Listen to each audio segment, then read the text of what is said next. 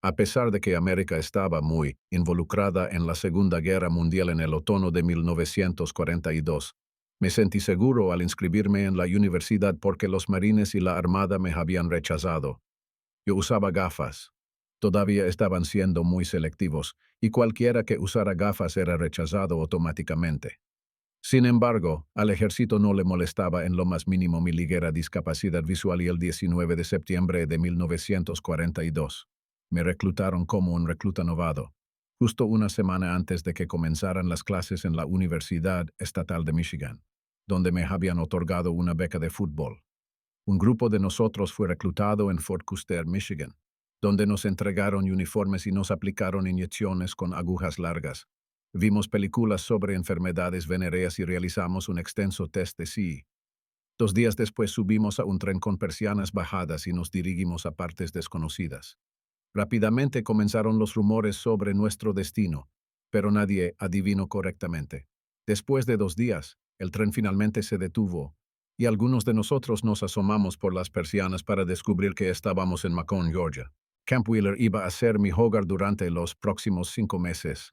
El campamento estaba a unas millas fuera de Macon y por una larga coincidencia resultó estar a solo alrededor de 135 millas de mi lugar de nacimiento en las colinas del norte de Georgia. Inmediatamente fuimos evaluados para asignaciones por sargentos que parecían saber todo sobre nosotros. Solicité la Fuerza Aérea del Ejército, pero me fue negado. El sargento me informó que mi entrenamiento básico sería con un batallón especial de hombres considerados con potencial para ser oficiales. En este punto, el ejército realmente tenía muy poco conocimiento de nuestras habilidades, excepto por lo que valiera la prueba de sí. Durante las siguientes 7 semanas luchamos a través de un curso básico de infantería, con las usuales tareas de KP y guardia, con conferencias sobre fundamentos como cortesía militar, algo de entrenamiento con armas y disparos reales en el campo de tiro, entrenamiento de bayoneta y combate cuerpo a cuerpo. Todo era muy extraño y nuevo para mí. Nunca había estado lejos de casa por más de una semana y era totalmente ignorante del ejército. Al principio no sabía distinguir a un cabo de un sargento, y los oficiales me parecían dioses porque todos, incluidos los sargentos, saltaban a la atención rígida cuando aparecían. Por razones completamente desconocidas para mí, fui elegido inmediatamente como líder de escuadra en funciones de 12 hombres. Posiblemente esto fue debido a mi historial atlético o tal vez porque, para ellos, parecía ansioso por aprender a ser un soldado. La segunda mitad del entrenamiento básico fue en comunicaciones. Nos entrenaron en el uso de teléfonos de campo, tendido de cables, uso de códigos y dispositivos de codificación, y operación de centros de mensajes. El entrenamiento fue interesante y nuestro teniente era un excelente instructor. Cerca del final del entrenamiento básico, nos dijeron que podíamos solicitar la escuela de candidatos a oficiales, OCS, y 78 de los hombres de mi compañía se inscribieron. Luego descubrimos que no era tan simple ser aceptado como parecía al principio. Se nos requirió presentarnos ante una junta de 6 oficiales presidida por un coronel. Realmente nos sometieron a un intenso interrogatorio. Nos hicieron todo tipo de preguntas, algunas muy personales. Nuestro porte militar y rapidez de respuesta parecían tan importantes como la corrección de nuestras respuestas.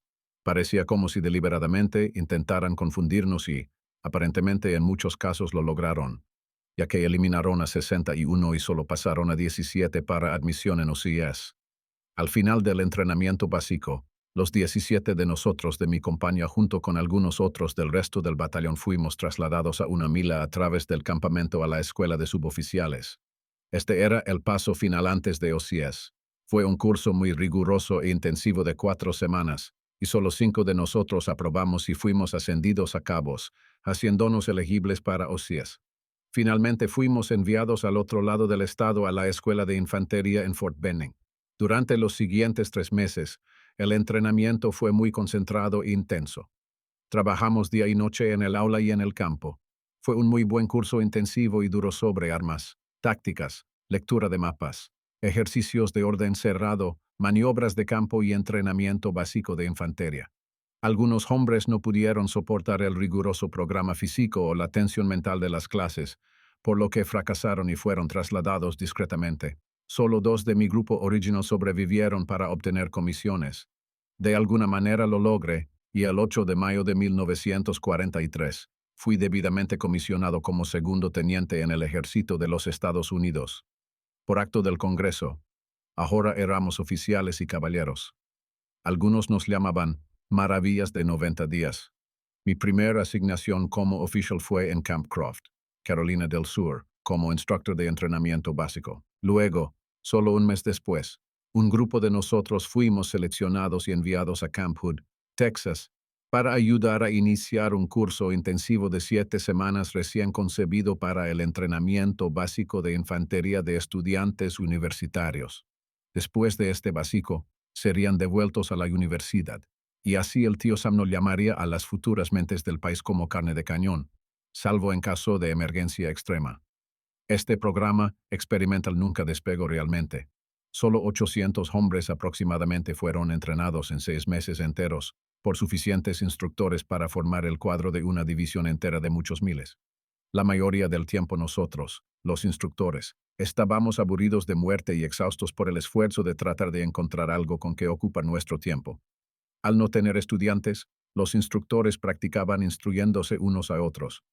Después de un tiempo, incluso los altos mandos se dieron por vencidos en el esfuerzo inútil.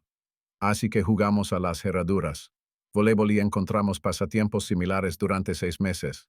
Mi propio regimiento de entrenamiento no recibió ni un solo estudiante universitario para entrenar. Finalmente, 3 días antes de Navidad de 1943, 30 de los oficiales de mi regimiento fueron enviados a la 86ª División, entonces en maniobras en los pantanos de Luisiana. Luchamos a través del barro, la lluvia y el hielo de los pantanos hasta febrero de 1944, y aprendimos muy poco, aparte de cómo existir en condiciones tan terribles. El clima era peor que cualquier otro que hubiera pasado en Michigan. Luego nos trasladamos al cercano Camp Livingston, Luisiana, y reanudamos el entrenamiento regular de guarnición. Sin embargo, los altos mandos del ejército decidieron que la 86ª División no estaba apta para el combate como unidad y comenzaron a desintegrarla. Casi todos los días recibíamos órdenes de enviar a algunos hombres y oficiales más como reemplazos al extranjero. Se convirtió en una tarea bastante difícil elegir a los hombres para la lista, y cada comandante de unidad naturalmente intentaba aferrarse a sus mejores hombres. Finalmente, en abril de 1944, llegó mi turno y me ordenaron ir a Camp Shanks, Nueva York, con 7 días de permiso en casa en la ruta. En Camp Shanks recibimos todas nuestras vacunas para el extranjero, y unos días después estábamos en camino a Inglaterra, en un enorme convoy de alrededor de 100 barcos. Una vista impresionante para este joven. Después de 12 días en el Atlántico Norte luchando contra una tremenda tormenta que dejó a la mayoría de nosotros mareados y un poco nerviosos por 2 alertas de submarinos durante las cuales nuestros destructores escoltas lanzaron bastantes cargas de profundidad, llegamos sanos y salvos a Liverpool, Inglaterra, alrededor del 20 de abril de 1944. La primera parada fue Camp Warminster, un campamento base del ejército británico cerca de Bristol. La base estaba repleta de reemplazos de infantería estadounidense, oficiales y hombres destinados a divisiones de combate para reemplazar a los heridos de batalla. Inmediatamente comenzamos un entrenamiento muy limitado, principalmente para mantenernos ocupados. Las armas se limpiaban e inspeccionaban cuidadosamente todos los días. También jugamos mucho al ping-pong, y me divertí lanzando un poco de béisbol. Cuando finalmente llegó el día D, el 6 de junio de 1944, seguimos su progreso en un gran mapa de operaciones en los cuarteles de los oficiales. Desde esta posición muy distante y muy segura, era difícil imaginar la lucha real.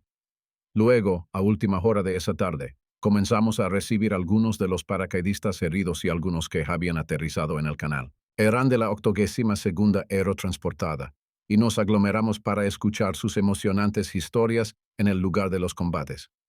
Muchos de ellos estaban en camino de regreso a sus unidades al día siguiente. Pronto se necesitaron reemplazos, y estábamos en camino a un área de reunión cerca de Plymouth. La seguridad era muy estricta, y solo pudimos saber que pronto partiríamos hacia Francia. Al día siguiente, mientras miraba los rostros ansiosos de los oficiales a mi alrededor a bordo del Canadian Landing Craft Infantry, LCI, saliendo del abarrotado puerto de Plymouth, me golpeó de repente, esto es, nos dirigíamos directamente a la guerra. Ahora, Cerca del final de junio de 1944, nuestros aliados habían ganado lentamente un punto de apoyo en Normandía, Francia. En curso, cada uno de los oficiales a bordo parecía estar enfrentando silenciosamente su propia batalla personal con la realidad. Todavía parece un error tonto haber tenido toda la carga en nuestro, el sí compuesta solo por oficiales. La pérdida de un barco lleno de oficiales de combate de grado junior causaría grandes problemas para las personas encargadas de dotar de personal a las unidades de combate. Ahora las palabras del comandante del puerto volvieron vívidamente. Vas a Normandía como reemplazos. Esto solo podría significar que el puesto al que cada uno de nosotros estaba siendo enviado a ocupar había quedado vacante porque el otro oficial fue muerto en acción, Kaya. Herido en acción, huía. Desaparecido en acción, mía. O una baja no relacionada con combate, NBC. Todo tipo de pensamientos sombríos se perseguían unos a otros en mi mente. Me preguntaba por mi prometida, Florín, cuánto tiempo antes de que supiera que estaba en el frente. Volvería a verla y sostenerla en mis brazos. Si me hirieran gravemente, seguiría amándome. Podría sostenerla. De alguna manera me parecía claro que lo lograría. Fui devuelto al presente por el zumbido del oficial de servicio llamando la lista. Mientras escuchaba y observaba a cada uno responder, era obvio que éramos un grupo variado. No reconocí a nadie. Probablemente no importaba porque todos seríamos enviados a diferentes unidades una vez en tierra.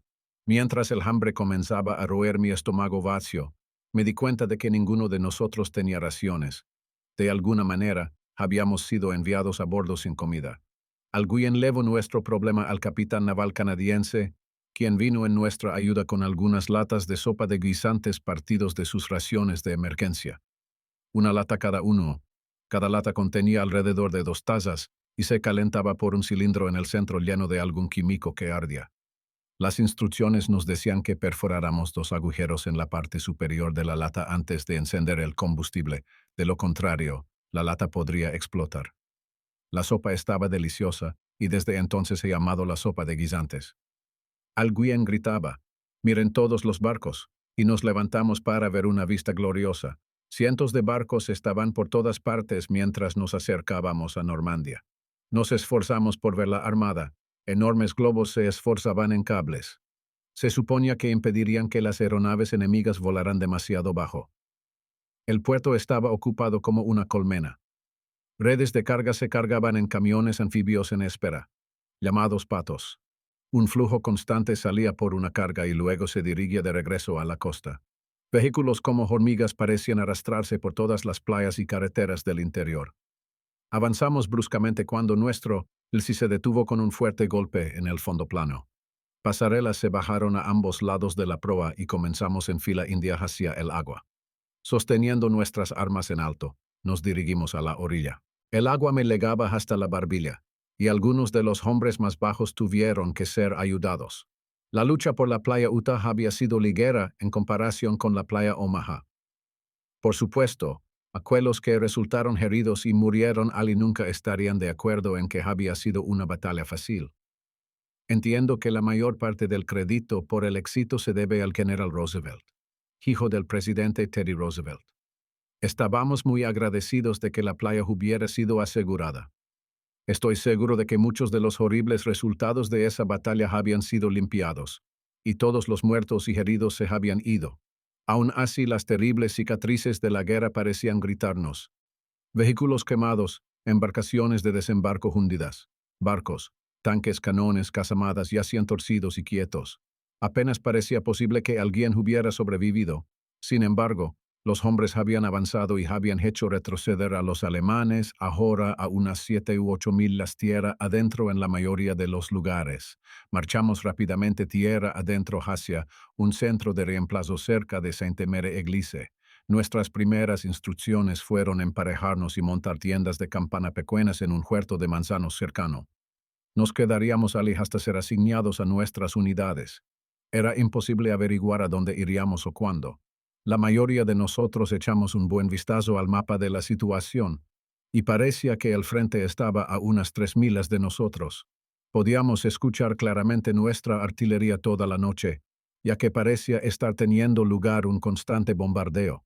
La concusión estaba lo suficientemente cerca como para sacudir nuestras tiendas, y dormir era difícil. Sainte-Mère-Église era el pequeño pueblo hecho famoso para siempre en la película del día D. Los paracaidistas de la 82ª División lucharon con obstinación para regresar a la costa y unirse a la 4ª División de Infantería. Si hubiera sabido que la 4ª sería mi unidad, quizás habría preguntado más sobre la batalla allí. Como no estábamos confinados al campamento, varios de nosotros aprovechamos la oportunidad para ver algunas de las áreas de batalla cercanas. Nuestras narices e información de rumores nos llevaron a un sitio de entierro a aproximadamente un cuarto de milla de distancia. Las espantosas historias que habíamos escuchado sobre la ferocidad de la lucha eran ciertas. Prisioneros de guerra alemanes estaban desenterrando los cuerpos parcialmente descompuestos de sus propios muertos, enterrados en filas ordenadas en fosas comunes de aproximadamente 3 pies de profundidad, para trasladarlos a un nuevo lugar. Trabajando con palas y manos desnudas, los prisioneros metían los cadáveres en fundas de colchón y los apilaban en camiones en filas, como lena. Algunos de los cuerpos estaban gravemente mutilados y eran muy difíciles de recoger. Hombres de rostro serio se volvían pálidos, y muchos tenían que apartarse para vomitar ante la vista y el olor. El guardia mencionó que varios cientos de cuerpos estadounidenses ya habían sido trasladados unos días antes. Más de 300 alemanes habían sido enterrados en la fosa común, pero los dos campos se estaban despejando para dar paso a una pista de aterrizaje de aviones de combate. Cerca de las tumbas había restos de muchos planeadores, algunos aún colgados en árboles, otros destrozados en setos, todos acribillados a balazos. Es un milagro para mí que cualquiera de las tropas de planeadores haya sobrevivido o haya podido luchar una vez en tierra. Intenté unirme a los paracaidistas poco después de OCS. Fui rechazado porque usaba gafas. Caminamos a través de un campo que había sido bombardeado por la Marina, probablemente con cohetes. Los agujeros tenían aproximadamente 4 pies de profundidad y 6 pies de ancho. Cubrían un patrón de unos 20 pies de distancia a lo largo de un par de acres. Parecía imposible que alguien pudiera haber sobrevivido a tal bombardeo. Estuvimos bastante calados mientras regresábamos a las tiendas. Para mí las crueles realidades de la guerra cobraron un enfoque vivido y por primera vez sentí las agitaciones intestinales del miedo. Por fin, el 12 de julio, llegaron las órdenes. Me asignaron al 22º Regimiento de Infantería de la 4ª División de Infantería. Unos 12 de nosotros subimos a un camión de 2,5 toneladas y nos llevaron a través de Carenten hacia la compañía de servicio del 22º de Infantería. Nuestro primer encuentro con el bombardeo ocurrió cuando cruzábamos un pequeño puente cerca de Carenten, pero el proyectil pasó gritando por encima de nosotros y explotó a unos 100 metros más allá. El capitán Hawkins, el oficial al mando, CO, de la compañía de servicio, nos recibió calurosamente. Nos llevó directamente a la sede del 22º de Infantería cercana. En algún lugar de los pantanos cerca de Carenten, el coronel Buck Lanham estaba allí para saludarnos. Era un hombre pequeño y fibroso, que parecía tan duro como gruñón. No perdió tiempo en asustarnos. Declaró con franqueza que la resistencia alemana era muy obstinada y nuestras pérdidas eran extremadamente altas. Explicó lo difícil que era cruzar un campo con los alemanes atrincherados detrás de cada seto. El fuego cruzado de ametralladoras hacía muy difícil el avance. Solo somos capaces de ganar unos pocos cientos de yardas cada día. Como oficiales, espero que lideren a sus hombres. Los hombres seguirán a un líder, y espero que mis líderes de pelotón estén justo al frente. Las pérdidas podrían ser muy altas. Utilicen todas las habilidades que poseen. Si sobreviven a su primera batalla, los ascenderé. Buena suerte. Después de nuestra breve inducción por parte del coronel Lanham, fuimos asignados al azar a varios batallones dentro del regimiento. 5 de nosotros recibimos órdenes de seguir a nuestro guía hasta la sede del 2º batallón. Entonces, en reserva regimental aproximadamente, a un cuarto de milla detrás de las líneas del frente, nuestro guía era un cabo que estaba cansado, con ojos hundidos y nervioso. Actuaba como un animal acorralado. Solo ver sus acciones daba escalofríos, ya que, agachado, corría de un lugar de cobertura a otro. Corrimos con él por caminos de granjas, entre setos. Algunos estaban hundidos por debajo del nivel del suelo. Pasamos por muchas trincheras vacías excavadas a lo largo de las orillas. Algunas estaban parcialmente cubiertas con madera o metal arrancados de algún edificio de una granja. Los cuerpos de alemanes muertos estaban esparcidos por el camino, yacían como habían caído, en posiciones grotescas, con los ojos brillantes, las mejillas hundidas, la boca abierta. El horrible olor a muerte se intensificaba por el caliente sol de julio. El guía dijo que nuestros muertos ya habían sido trasladados, y estábamos agradecidos. El cuartel general del segundo batallón estaba en un campo bastante grande con la mayoría del batallón excavado en las cercanías. El cuartel general era solo una pequeña tienda de 10 por 12 pies montada debajo de un árbol cerca de un seto. El teniente coronel Lum Edwards estaba al mando. Nos saludó brevemente, pero no hizo ningún discurso. El capitán Tom Harrison, el 3, nos asignó a compañías. El teniente Pizarrak y yo fuimos asignados a la compañía E. Nos hicimos muy buenos amigos y servimos juntos desde julio hasta noviembre, cuando él fue asesinado en acción. Tuvimos que cruzar el campo para informar al capitán Holcomb, comandante de la compañía I. El teniente Pizarrak fue asignado al primer pelotón y yo fui enviado al segundo pelotón. El teniente Plume y el teniente Towes tenían los tercer y cuarto pelotones. Una cosa que consideré importante fue aprender los nombres de mis hombres. Así que hice un verdadero esfuerzo y los hombres se sorprendieron bastante de que los llamara a todos 40 por su nombre el primer día. Mi primera preocupación eran mis suboficiales. El sargento Chick Reed era el sargento de pelotón. El sargento asistente de pelotón era Ota Anders. Estos hombres habían desembarcado en el día D y tenían cerca de un mes de experiencia en combate. Estaba agradecido de que ambos estuvieran dispuestos y fueran capaces de darme muchos consejos útiles sobre cómo era estar en el frente. Al menos otros 4 oficiales ya habían sido bajas en mi pelotón, y solo 5 hombres de los 40 originales que desembarcaron en el día D todavía estaban asignados. Tuve la suerte de tener unos días con mi nuevo pelotón antes de entrar en batalla. Más tarde vi a muchos tenientes novatos enviados a tomar el mando de pelotones en medio de la batalla. No tuvieron oportunidad de conocer a ninguno de sus hombres ni de averiguar quiénes eran los suboficiales. No puedo imaginar un trabajo más difícil y exigente para un joven que el de líder de un pelotón de infantería en primera línea. Mi pelotón estaba atrincherado detrás de un seto directamente al otro lado del campo, a unos 200 metros frente a nuestra batería de artillería autopropulsada de 105 milímetros. Al principio esto no me preocupaba, pero resultó ser bastante perturbador cuando comenzaron a disparar durante la noche. No solo era muy ruidoso, sino que la conmoción hizo que los lados de mi trinchera se derrumbaran varias veces. Por supuesto, dormir era casi imposible, incluso sin la artillería, ya que mi mente estaba llena de temores y preguntas sobre cómo sería liderar hombres en combate, cómo enfrentaría mis responsabilidades. Quizás mañana lo diría. Una tarde, justo antes del anochecer, mientras hacíamos cola para la comida caliente, tuvimos una verdadera emoción. 4 cazabombarderos alemanes pasaron zumbando justo sobre nosotros a nivel de la copa de los árboles. Nos dispersamos al instante y nos lanzamos al refugio más cercano, pero sus objetivos parecían estar en algún lugar cerca de la costa. En segundos, casi todos los canones antiaéreos y ametralladoras a nuestro alcance abrieron fuego, y fácilmente pudimos seguir el camino de los aviones por el resplandor rojo de los trazadores. Cada quinta bala de ametralladora brillaba con fósforo blanco para ayudar a los artilleros a ver dónde disparaban. La exhibición parecía justo como los fuegos artificiales en casa el 4 de julio. Pero los aviones eran tan rápidos y volaban tan bajo que se habían ido antes de que nadie pudiera apuntarles bien y ninguno parecía ser alcanzado. Alrededor del 16 de julio, nuestro regimiento se movió hacia el noreste, cerca de Saint-Lô. Aquí recibimos la noticia de que íbamos a formar parte de una fuerza especial de tanques e infantería, con el único propósito de realizar un gran avance en las líneas alemanas. Esta fue la primera acción a gran escala de un equipo de tanques e infantería emprendida por los aliados. El enemigo frente a nosotros iba a ser bombardeado intensamente antes de nuestro ataque, y luego un gran ejército de tanques e infantería avanzaría a través de cualquier hueco creado. El problema crucial eran los setos. En Normandía, durante generaciones, los agricultores habían cultivado setos para separar sus campos, por pequeños que fueran. Empezaron cavando pequeñas zanjas alrededor de los bordes de los campos.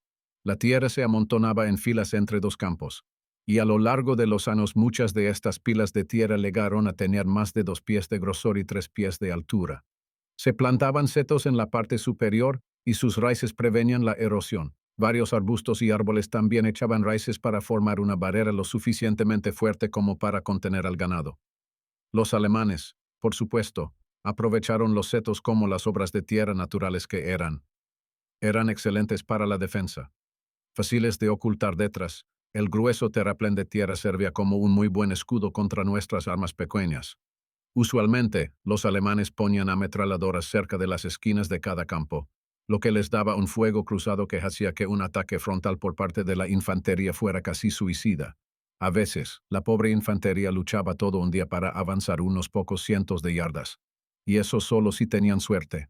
Las tácticas especiales desarrolladas requerían que los tanques irrumpieran en un campo y rociaran el siguiente seto con sus ametralladoras mientras la infantería caminaba o corría detrás de los tanques, usándolos como escudos. Cuando los tanques se acercaban lo suficiente al seto, elevaban su fuego un poco y la infantería corría adelante, manteniéndose lo más baja posible, lanzando granadas sobre el seto. Los tanques atravesarían los setos y la infantería los seguiría de cerca. Luego se dispersarían a ambos lados para capturar a cualquier enemigo restante. Originalmente, un tanque no podía manejar un seto muy bien, porque los montículos de tierra los inclinarían y expondrían sus vientres relativamente vulnerables al Panzerfaust alemán, una granada cohete perforante de armadura letal similar a nuestro bazooka, capaz de destruir un tanque. Después de un tiempo, un parachoques afilado como una guadaña, hecho de rieles de tren viejos y el hierro de desecho de los obstáculos de playa alemanes, fue soldado al frente de los tanques a unos 30 centímetros del suelo. Cortaba un trozo del seto, lo que permitía al tanque mantenerse bajo mientras irrumpía y tomaba por sorpresa a los alemanes. Si todo salía según lo planeado, limpiaríamos al enemigo y continuaríamos el ataque hacia la siguiente seto y la siguiente después de esa. La táctica parecía lo suficientemente práctica, pero incluso en simulacros era completamente agotador llevar todo nuestro equipo mientras corríamos detrás de los tanques, panados en sus calientes humos y el polvo removido. Después de varios días de entrenamiento agotador en las nuevas tácticas, estábamos listos para partir. Cada día juntábamos nuestro equipo y esperábamos órdenes para comenzar. Eso continuó durante aproximadamente una semana, porque los bombarderos que iban a hacer el bombardeo masivo estaban detenidos por el mal tiempo. Toda la espera no nos hizo nada bien a nuestros nervios. Mientras tanto, hubo algunas distracciones. Un día me encontré con uno de mis jóvenes soldados que tenía su pistola en mano, aparentemente reuniendo el valor para usarla en sí mismo. Estaba terriblemente deprimido porque no había recibido ninguna carta de casa desde su desembarco en Francia. Me senté y hablé tranquilamente con él a solas durante un buen rato hasta que se aseguró de que su familia realmente se preocupaba, pero que nuestro correo estaba todo desordenado debido a los combates. Al día siguiente recibió un par de cartas, y eso lo sacó de su depresión. Un día, nuestros siempre ingeniosos cocineros decidieron tratarnos. Decían que una vaca joven y bonita había vagado hacia el fuego de mortero enemigo, y que afortunadamente habían estado cerca y por eso sabían que era carne fresca.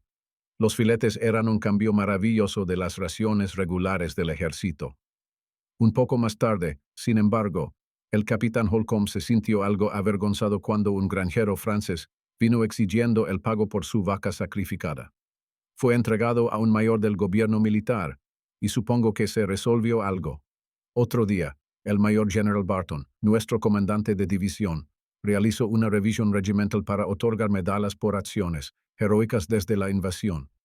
Mientras marchábamos por compañías hacia el campo de desfile, algunos aviones de combate alemanes ruggieron sobre nosotros a nivel de la copa de los árboles, y los hombres ligeros se dispersaron en todas direcciones. Algunos se zambullieron directamente a través de densos setos. Los aviones nunca nos dispararon, y puede que nunca nos hayan visto, así que reanudamos nuestra marcha hacia la revisión. Seguíamos mirando por encima de nuestros hombros, pero los aviones nunca volvieron. Uno de los hombres tenía algunas herramientas de barbero, así que nos turnamos sentados en un tocón para un corte de pelo rápido. No recuerdo haberme cortado el pelo nuevamente durante los próximos 8 meses. Probablemente era muy aburrido para la mayoría de los hombres sentarse tranquilamente y esperar a que comenzara el ataque, especialmente porque las fechas del salto se cambiaron varias veces. Todos los oficiales estaban muy ocupados. Pasamos horas estudiando mapas de nuestros objetivos. Las fotos aéreas eran muy precisas. Con el uso de ángulos especiales en vidrio, las fotos mostraban huertos tan cercanos que realmente podíamos contar los árboles. Algunas de las fotos tenían solo unos pocos días. Me impresionó toda la información a nuestra disposición. Esperaba que los alemanes no supieran tanto sobre nosotros, pero sentía que no podían debido a nuestra superioridad aérea. El 25 de julio de 1944, el gran ataque finalmente se puso en marcha. El zumbido lejano de los aviones creció hasta convertirse en un profundo retumbo mientras cientos de enormes bombarderos pasaban directamente sobre nuestras cabezas, llenando el cielo. Nos dijeron que habría 3.000 bombarderos y 500 cazabombarderos en la redada. Nuestra posición ofrecía una vista privilegiada justo detrás de las líneas del frente, y observamos completamente asombrados cómo oleada tras oleada desfilaba sobre nosotros. Parecía haber alrededor de 200 aviones en cada formación. Lo que era espléndidamente inspirador para nosotros debió haber sido aterrador para los alemanes. La tierra debajo de nosotros tembló mientras las bombas comenzaban a explotar justo al frente de nuestras líneas de infantería. La ráfaga de aire de las explosiones nos empujó con fuerza, incluso aunque estábamos a media milla de distancia. Nuestras órdenes eran lanzarnos al ataque inmediatamente después del bombardeo para aprovechar un enemigo aturdido y confundido. Sin embargo, una desgracia impresionante intervino con un golpe cruel. Un ala entera de bombarderos calculó mal y lanzó su carga completa en las líneas del frente de una de nuestras divisiones.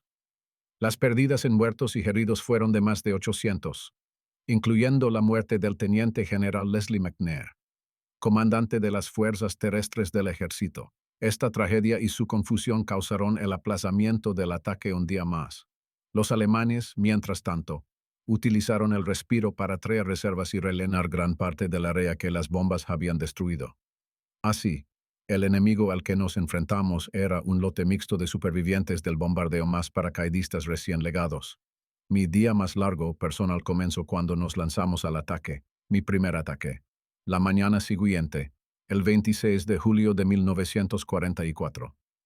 Tan pronto como cruzamos la carretera Saint-Lô-Perriers, justo al oeste de Saint-Lô, nos encontramos con una vista terrible. El poder destructivo de esos miles de bombas de 500 libras sobrepasaba los sentidos. Los muertos de ambos bandos yacían retorcidos y desgarrados, algunos medio enterrados por la tierra revuelta. Vacas hinchadas con las patas rígidas apuntando al cielo en la muerte yacían por todas partes, al igual que vehículos quemados y equipos destrozados. Nunca he podido borrarlo de mi mente. Cuando llegó la orden de avanzar por primera vez, mis músculos estaban tensos de miedo. Después de un rato, me di cuenta de que de alguna manera mi cuerpo se movía hacia adelante detrás de los tanques mientras mi pelotón tomaba la delantera. Me parecía como los primeros momentos de un partido de fútbol. A medida que avanzábamos, comencé a sentir mi mente y mi cuerpo trabajando juntos nuevamente, todavía muy asustado, pero funcionando. Nuestra compañía de tanques era maravillosamente agresiva, disparando a todo lo que estaba a la vista. Las tácticas del comandante del tanque me parecían muy sensatas, dado que no había estadounidenses delante de él. Sus órdenes eran disparar y disparar. Todo ese fuego de los tanques disparando mantenía al enemigo agachado con la cabeza baja, incapaz de devolver el fuego, y nos permitía avanzar rápidamente y capturar muchos prisioneros con muy pocas pérdidas. Muchos de los alemanes todavía estaban en shock por el bombardeo, y muchos no tenían ningún deseo de luchar. En realidad no entiendo cómo alguno de ellos incluso sobrevivió. Cráteres de bombas lo suficientemente grandes como para tragar un jeep estaban tan juntos en algunas áreas que era difícil para nuestros conductores de tanques zigzaguear a través de ellos. Una vez, al rodear un seto en la esquina de un gran prado, uno de nuestros tanques accidentalmente pasó por encima de una vaca muerta. Estaba hinchada, y cuando estalló, sus entrañas se enredaron alrededor de las orugas del tanque, y había un terrible hedor que llenaba la boca para agregar al horror. Fue demasiado para mí. Caí de manos y rodillas y estaba vomitando miserablemente cuando el rugido repentino de un avión en picada me hizo levantar la vista, justo cuando uno de nuestros P-47 soltó 2 bombas directamente sobre mí. Me tiré plano en mi propio vómito, innecesariamente, ya que las bombas siguieron adelante otros 200 yardas y derribaron un semioruga blindado Jerry que ni siquiera sabía que estaba allí. Unos minutos más tarde perdí a mi primer hombre. Se levantó en un lugar abierto e intentó igualar su rifle contra un semioruga enemigo. Lo ametrallaron y huyeron. Me estremecí ante su muerte inútil, ya que un rifle no es de mucha utilidad contra la placa de acero, y dejarse atrapar al descubierto por una ametralladora es fatal. Mejor buscar cobertura y luchar de nuevo que tomar riesgos temerarios.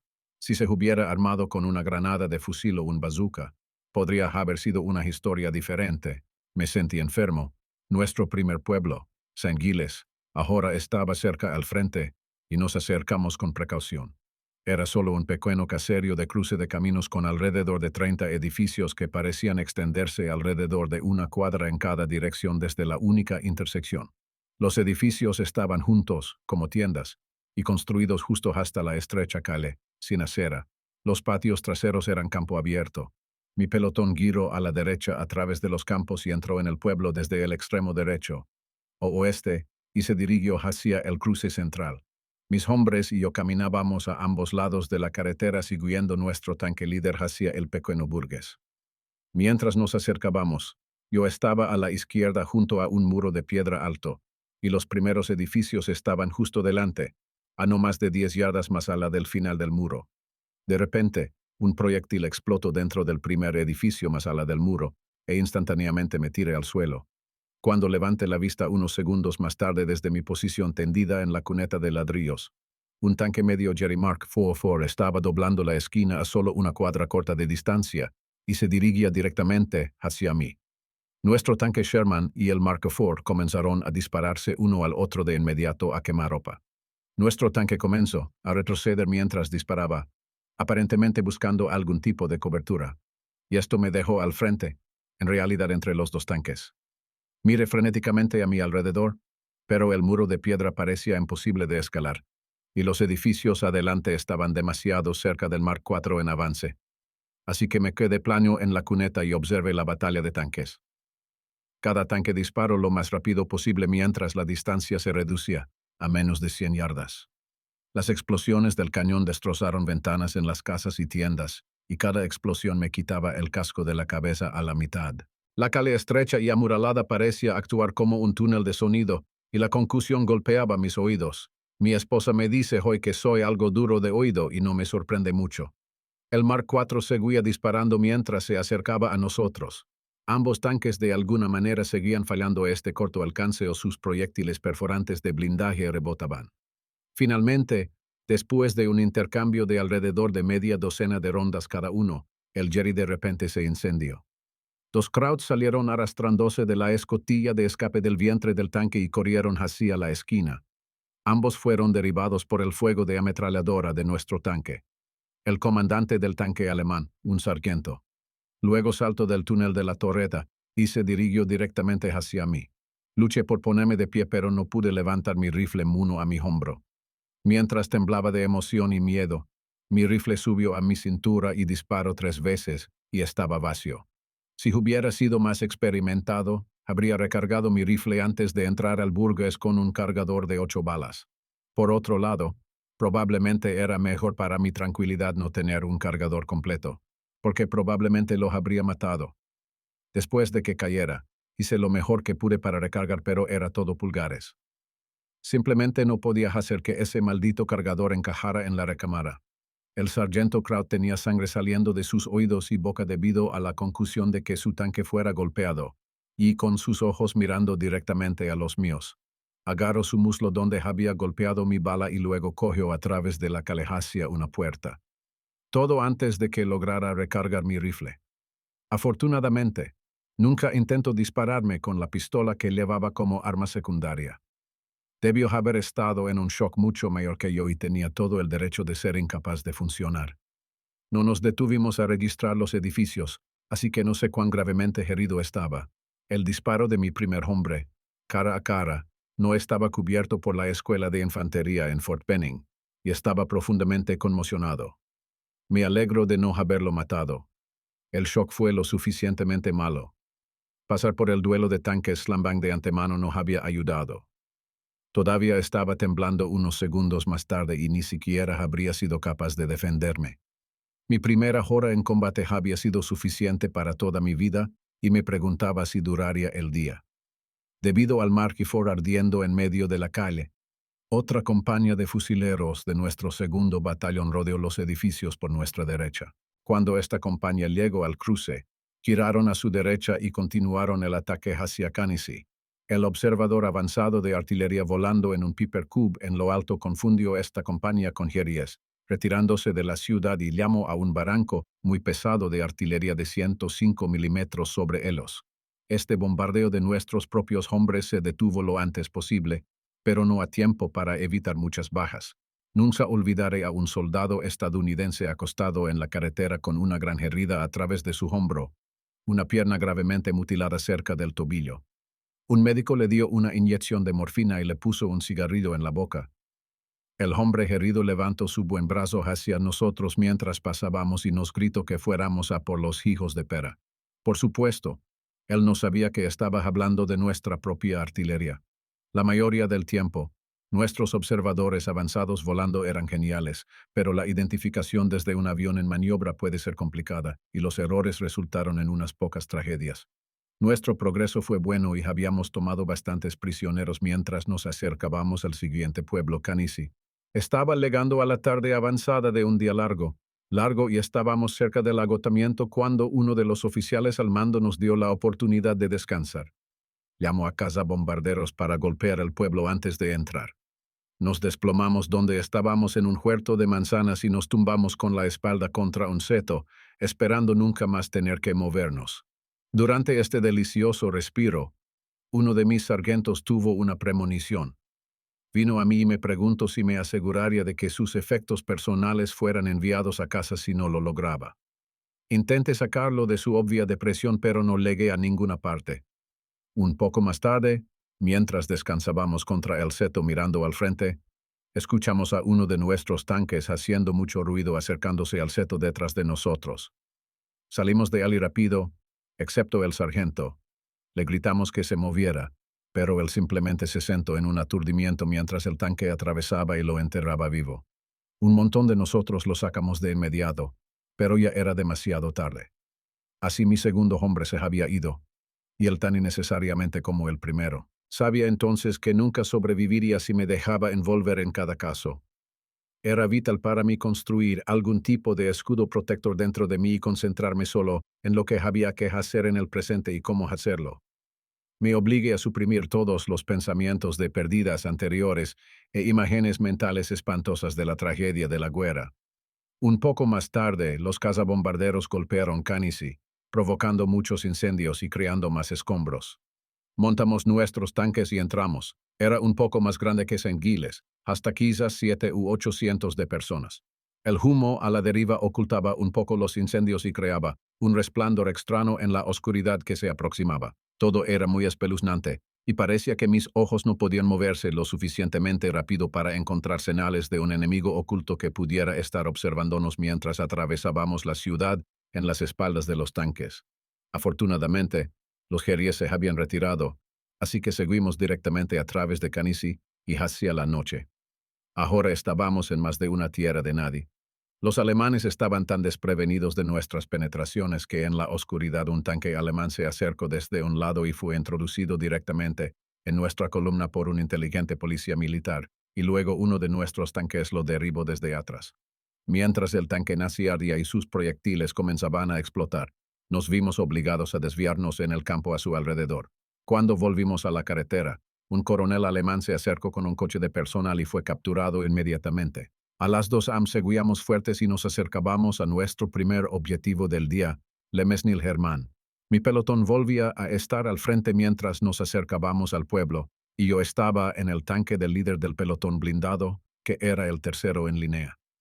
El tanque de punta se detuvo a unos 100 yardas adelante, deteniendo toda la columna, y en la calma inmediatamente escuchamos voces alemanas parloteando, aparentemente emocionadas al ver tanques estadounidenses a 6 millas detrás de lo que ellos pensaban que eran sus líneas del frente. Su charla se escuchaba claramente, incluso por encima del ruido de nuestros motores de tanques en ralentí. Ahora podía ubicar sus voces a no más de 10 pies del lado derecho de nuestro tanque, y sabía que solo teníamos un momento. Lancé una granada de mano y al mismo tiempo le grité al sargento Williams, justo detrás de mí en el tanque, que disparara su granada de fusil. Solo un segundo después, los alemanes soltaron un Panzerfaust, y creo que disparar primero puede haber desbaratado su puntería. ya que fallaron el lado ancho del tanque donde estábamos sentados y en cambio golpearon la armadura frontal sólida a unos 3 pies a mi izquierda. El proyectil perforante de blindaje del Panzerfaust explotó, pero el ángulo no era el adecuado para penetrar la armadura. Sin embargo, dejó enormes marcas como garras de gato en el frente del tanque, algunas de casi 2 pulgadas de profundidad y muy irregulares. Mi mano más cercana a la explosión picaba agudamente y resultó estar quemada.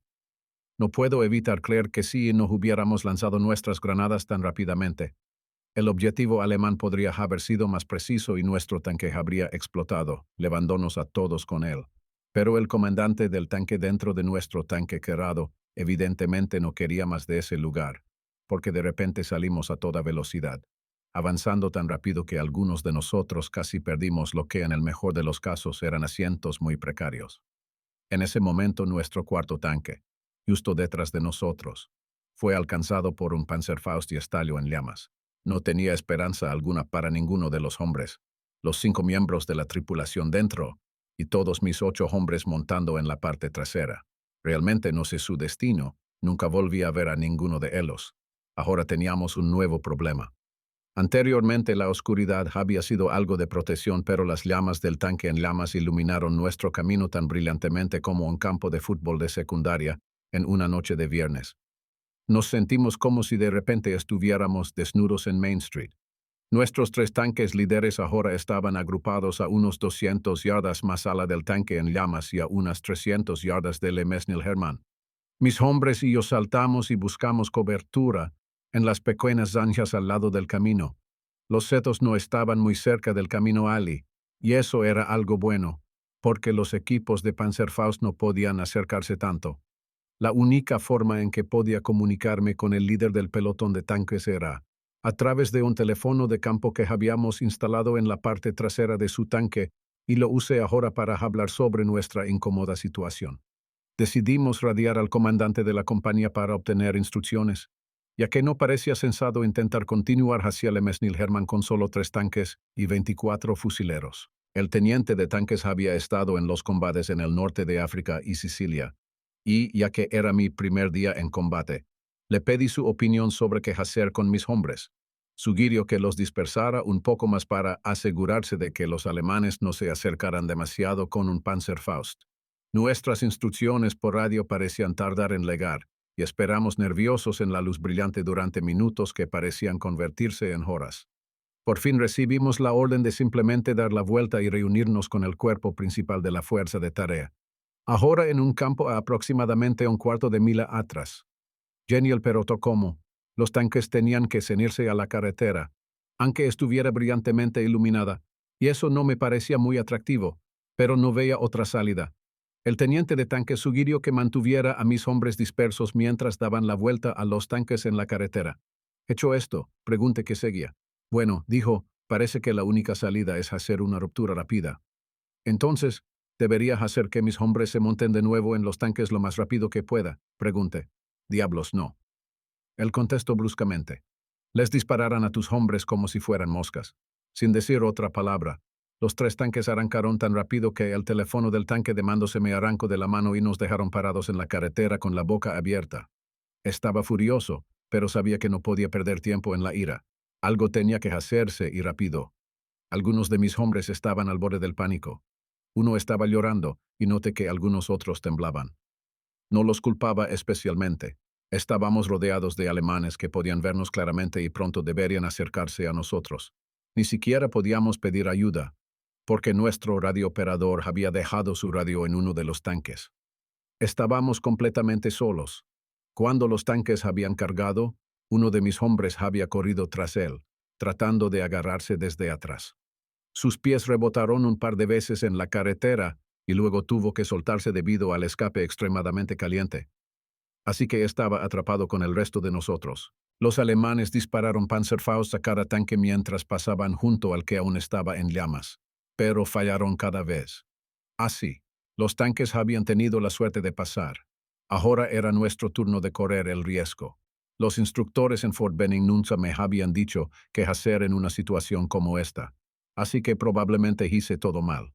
Sin embargo, recordé uno de sus consejos generales: cuando dudes, levántate y haz algo.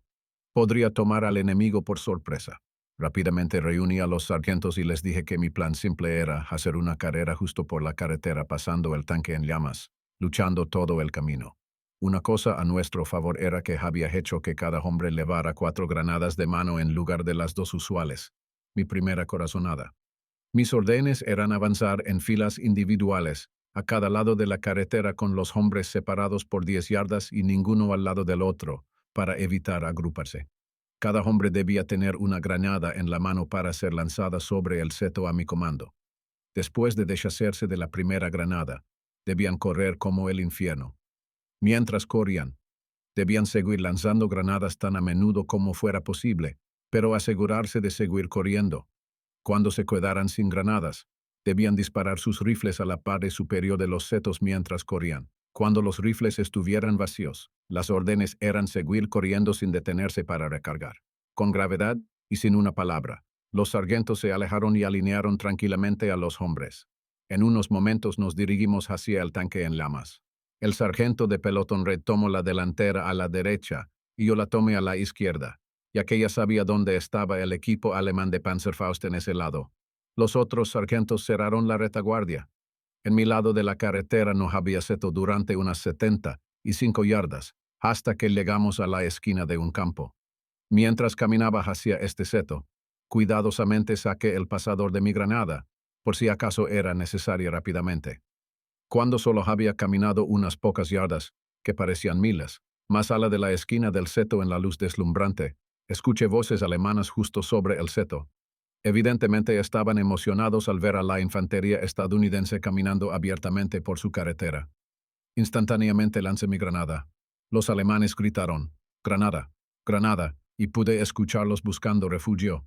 Luego grité, «Vamos, a mis hombres», y batimos el récord mundial de los 440. De alguna manera lancé mis otras granadas y vacié mi rifle mientras corríamos a lo largo de la carretera. Los Harriers dispararon ametralladoras y lanzaron granadas a la carretera.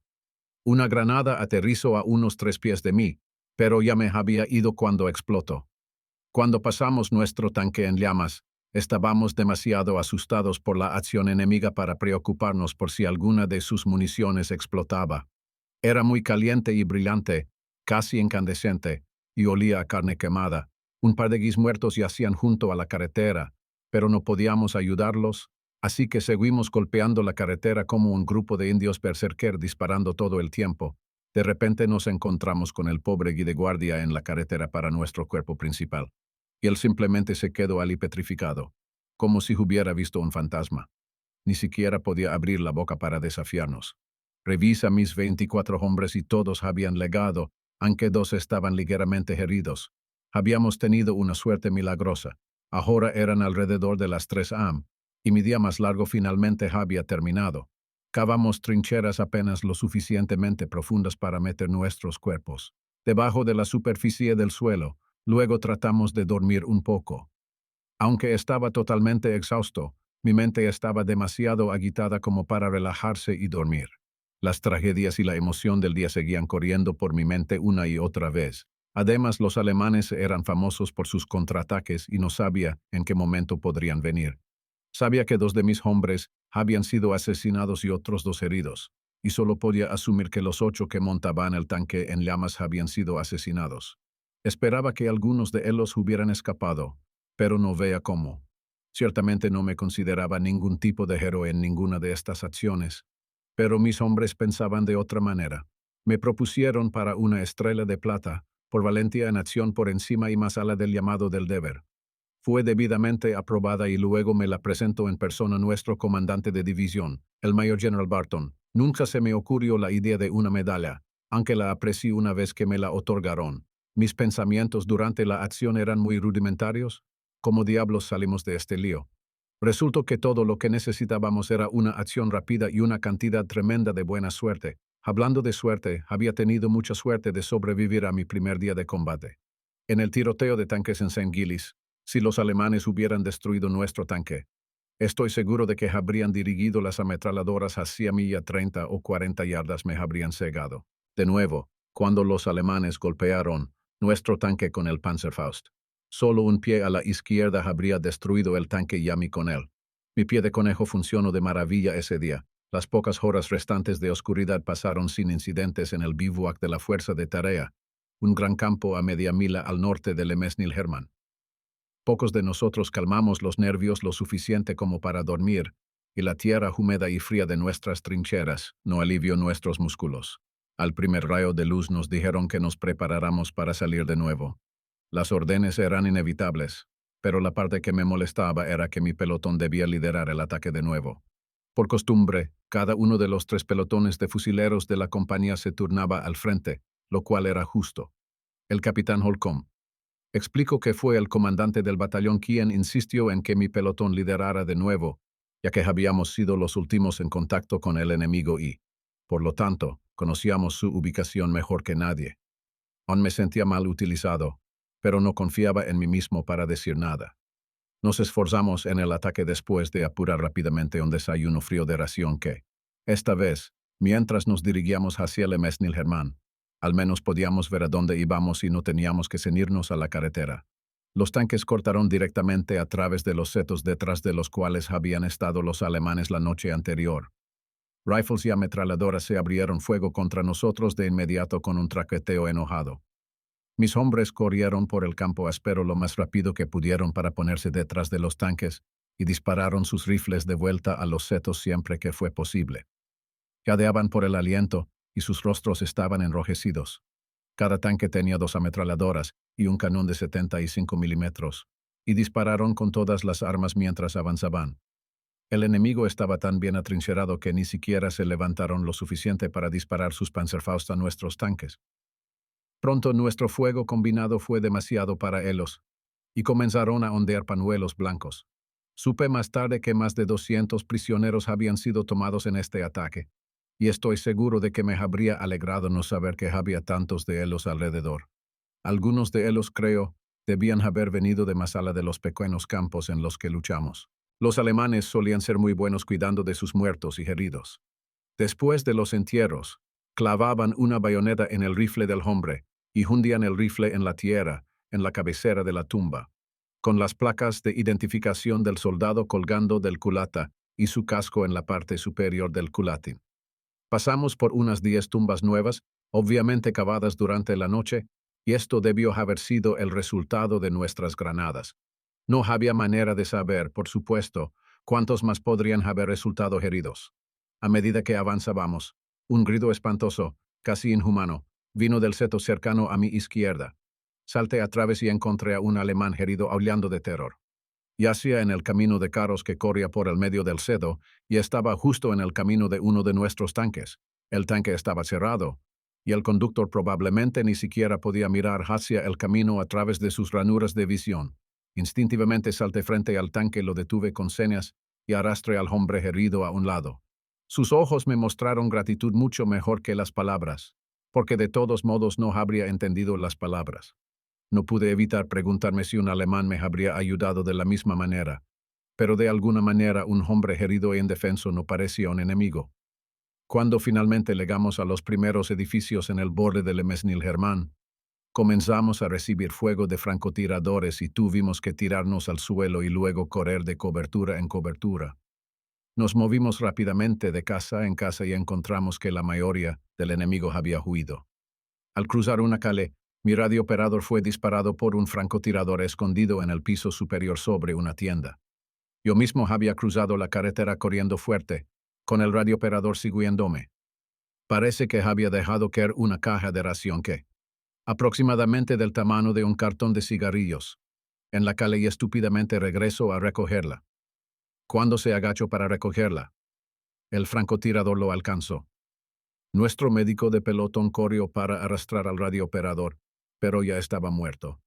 Antes de que el médico pudiera regresar, el francotirador le disparó en el costado, a pesar de que llevaba en el pecho y la espalda la gran cruz roja sobre fondo blanco que se supone que da inmunidad. El médico logró arrastrarse de vuelta a un refugio, donde calmadamente vendó su propia herida y se mantuvo en acción. Habría evacuado a un fusilero con una herida similar, pero sabía cuánto se le necesitaba. En mi opinión, los médicos fueron los héroes no reconocidos de la guerra. Su deber era tan rutinariamente peligroso que era difícil determinar cuándo iban más allá de su llamado. Lo más importante era su profundo efecto en la moral. Simplemente sabíamos que si alguna vez nos heríamos, un médico saldría a buscarnos, sin importar dónde o cuándo. Más tarde, cuando pudimos llegar al radiooperador, descubrimos que había llenado sus bolsillos, su camisa e incluso sus polainas, sobredimensionadas con cajas de raciones que había perdido la vida por una caja de comida de supervivencia apenas palatable. Ahora teníamos 3 hombres definitivamente muertos, y cada uno fue innecesario. El hombre que se levantó al descubierto y disparó a un semioruga blindado, el enterrado por nuestro tanque y el Chohound. El sargento Williams también resultó herido en esta acción, pero él era un caso muy inusual. Una granada de mortero había explotado cerca de él, y aunque el médico no pudo encontrar ni un rasguño en él, estaba paralizado del cuello hacia abajo. No podía mover nada excepto sus ojos. Este mismo sargento Williams había recibido una bala en el cuello alrededor del día de regreso al frente en 6 semanas. Tenía un cuello muy pesado y toro, pero, en mi opinión, había regresado demasiado rápido después de una herida tan grave. Era un individuo excepcionalmente terco, ya que se recuperó de su segunda lesión y regresó a la acción en septiembre. Luego estuvo demasiado cerca de una granada alemana y quedó paralizado por segunda vez. Después de su recuperación subsiguiente, volvió a solicitar acción en primera línea, pero finalmente fue rechazado. Algunos chicos realmente soportaban mucho castigo y tenían el coraje de volver voluntariamente por más. Después de atravesar los pocos edificios restantes en Le Mesnil-Hermann, recibí la orden de llevar mi pelotón alrededor del lado izquierdo de la ciudad y despejar un bolsillo de heridas en un huerto de manzanas. Junto con algunos tanques, nos dirigimos al primer seto en el borde del huerto de manzanas, a unos 200 yardas más allá de la esquina noreste de la ciudad. Estos tanques eran del 66º Regimiento de la Segunda División Blindada, y habíamos entrenado juntos como equipo para romper setos. Nuestra práctica era que los tanques dispararan a todo trapo al seto mientras avanzaban, y cuando se acercaban lo suficiente, elevaban su fuego y mi pelotón se agachaba. Se lanzaba y arrojaba granadas sobre el seto a cualquier crowd que esperara emboscar el tanque. Así fue como comenzó nuestro ataque al huerto de manzanas. Pero por alguna razón desconocida el tanque líder no esperó nuestras granadas, sino que arremetió directamente a través del seto. Cuando el tanque se inclinó hacia arriba en una pequeña cresta de tierra que había arado, los alemanes esperando lo golpearon con un Panzerfaust en la parte inferior. El tanque inmediatamente estalló en llamas, pero continuó rodando unos 30 yardas hasta que se detuvo contra un manzano. Fue el segundo de nuestros 17 tanques en ser derribado por Panzerfaust cerca de Le Mesnil-Hermann. El sargento al mando del tanque salió de la torreta y, con una pistola 45 en mano y sangrando por la nariz y los oídos, cargó de vuelta al agujero que su tanque había hecho en el seto, y capturó a los 6 alemanes que lo habían emboscado y que para entonces estaban esperando que el resto de nosotros pasáramos. Sin pausa, el sargento luego pidió ayuda para sacar a su tripulación herida del tanque. Varios de nosotros corrimos hacia afuera y sacamos a 2 de la tripulación, pero ahora estaba demasiado caliente para entrar por el conductor y el asistente del conductor. De todos modos, ambos estaban muertos, dijo el sargento. Después de arrastrar a los 2 tanquistas heridos de vuelta a nuestro lado del seto, gritamos por un médico, y el propio médico herido vino a ayudar. Inmediatamente pidió una ambulancia, y así el capitán del tanque se puso en su radio. Una de sus ambulancias semioruga llegó pronto y condujo directamente al seto donde yacían los heridos. En este punto, se nos ordenó al resto de nosotros retroceder 100 yardas a otro huerto y tomar cobertura con los tanques restantes. El capitán pensó que éramos demasiado blanco y atraeríamos bombardeos donde estábamos. Así que miramos desde la distancia mientras el conductor de la ambulancia y el médico lisiado intentaban cargar a los hombres del tanque heridos en camillas y luego en la ambulancia. La dolorosa herida en el costado impedía que nuestro heroico médico se doblara mucho o levantara. No pudo ayudar al conductor, así que tuvieron que pedir ayuda. El capitán del tanque pidió voluntarios, y 4 de mis fusileros salieron de inmediato. Los 4 trabajaron en equipo y rápidamente cargaron al primer hombre herido en la ambulancia. Estaban agrupados alrededor del siguiente hombre, a punto de levantar su camilla, cuando un proyectil de mortero, que cayó verticalmente sin hacer ruido, Explotó con un destello brillante y un fuerte estallido justo en la camilla. El hombre herido fue destrozado en pedazos. Él nunca supo nada. Nuestros 4 voluntarios resultaron gravemente heridos, aunque lograron subir a la ambulancia con la ayuda del conductor. Nuestro médico murió. Más tarde, cuando tuve la oportunidad, propuse al sargento del tanque para una estrella de plata y solicité una póstuma para el valiente médico. A mis 4 voluntarios heridos se les propuso cada uno para una estrella de bronce. Parecía tan terriblemente poco hacer por ellos. Intercambié miradas con el capitán del tanque, un hombre realmente enorme, y luego aparté la vista rápidamente. Él estaba llorando. Mis propias emociones tampoco eran muy fuertes. Realmente era difícil perder a buenos hombres, y nunca puedes acostumbrarte. Después de que la ambulancia se alejara, seguimos adelante a través del huerto de manzanas y para ese momento ya no encontramos más tropas enemigas. De regreso escuchamos un gemido proveniente de una de las granjas cerca del borde de la ciudad, y encontramos a un joven soldado alemán gravemente herido acostado sobre un montón de ropa de cama empapada de sangre en medio del suelo desnudo. Parece que uno de nuestros aviones había ametrallado a su unidad el día anterior, y una bala de ametralladora calibre 50 había entrado por la parte superior de su hombro derecho y salido por debajo de su brazo después de perforar un pulmón. El aire se aspiraba a través de un gran agujero en su costado cada vez que respiraba. A juzgar por la cantidad de sangre coagulada en la ropa de cama y en él, no veía cómo aún podía estar vivo. Cubrí sus heridas para intentar detener la entrada de demasiada suciedad, y nuestro equipo de ambulancia lo llevó a retaguardia. Pensaron que sobreviviría, pero nunca supe más de él. Esperábamos que nuestros heridos recibieran el mismo tipo de trato humano de los alemanes. Con Le Mesnil Hermann asegurado, nos atrincheramos para la noche a lo largo de la carretera en el lado sureste de la ciudad. Los alemanes nos observaban, por supuesto, todo el tiempo, y pronto recibimos un bombardeo muy concentrado. Esta fue mi presentación personal a la famosa pieza de artillería alemana de 88 milímetros. Los proyectiles viajaban más rápido que el sonido, golpeando el suelo a nuestro alrededor antes de que escucháramos su silbido entrante. Esta vez tuvimos mucha suerte, simplemente porque una gran cantidad de proyectiles no explotaron.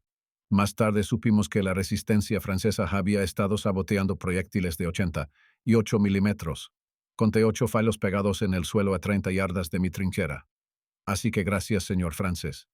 Esa noche, como de costumbre, di un par de vueltas para revisar a mis hombres y encontré a uno dormido en guardia. Cuando estábamos en el frente real, siempre manteníamos a la mitad de los hombres en guardia todo el tiempo. Siguiendo el sistema de compañeros, un hombre en guardia mientras su compañero dormía. Realmente le di una buena regañina al soldado, tratando de asustarlo lo más que pude. Me aseguro y reaseguro que nunca volvería a suceder, así que lo dejé pasar.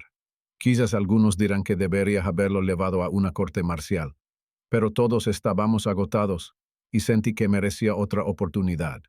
Resultó que más tarde se demostró ser un buen soldado, un hombre en el que siempre podía confiar. Al terminar mi segundo día de combate, encontré mi lista de bajas muy alta. De mis 40 hombres originales, 3 habían muerto en mi presencia y otros 15 estaban heridos, aunque esto último era optimista ya que incluía a los 8 hombres en el tanque en llamas. Totalmente exhausto por 2 días interminables de lucha, rápidamente me dormí en la trinchera poco profunda que había logrado cavar. Tenía unos 18 pulgadas de profundidad y apenas era lo suficientemente ancha y larga para acostarse. El suelo estaba duro y húmedo, y no teníamos mantas. Así que simplemente nos acostamos con nuestra ropa puesta y usamos nuestros cascos como almohadas. Solo un hombre completamente agotado podría lograr dormir así. Nuestros uniformes de combate estaban impregnados químicamente para evitar el gas enemigo, pero también mantenían todo el calor de julio y los olores corporales. Afortunadamente, estábamos al aire libre y bastante ocupados, porque estábamos empezando a oler un poco. Pasaron buenos 30 días antes de que consiguiéramos un cambio de ropa. Y qué alivio. Los ingenieros del ejército instalaron duchas calientes en los campos abiertos, y eran realmente geniales, pero nunca las tenían muy cerca del frente. Ahora, al final del segundo día de una gran ofensiva, estábamos a sólidos 6 millas en territorio enemigo. No teníamos idea de lo que las unidades detrás de nosotros podrían estar haciendo, pero nuestra gran esperanza era que el ejército del general Patton hubiera comenzado, atravesar la brecha que habíamos abierto.